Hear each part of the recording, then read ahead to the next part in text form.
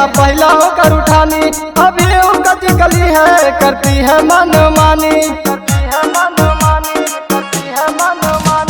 है चढ़ा लोकर जवानी हाँ पहला होकर उठानी, अभी कटी गली है करती है मनमानी। आज तक कोई ना जुड़ाया दिया रे लोकलहिया रे यारवा लोकलहिया, सीता सिंहा जी के घोटलहिया रे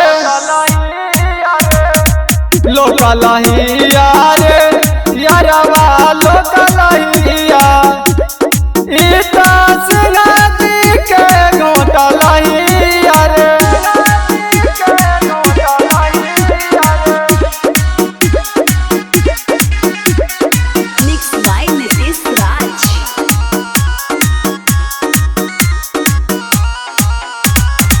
मैं कसम कहता हूँ है न कोई दीवाना, जनतानी पांडे जी के खाइल हा खजाना,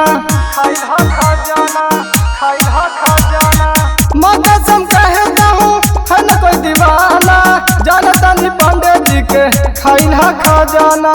भर दो उसको मंगिया बन जाओ पिया रे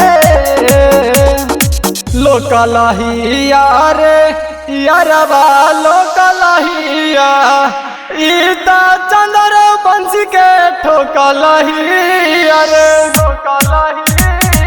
लोकलहिया रे यारवा लोकलहिया, सीता सिंहा जी के घोटलहिया रे।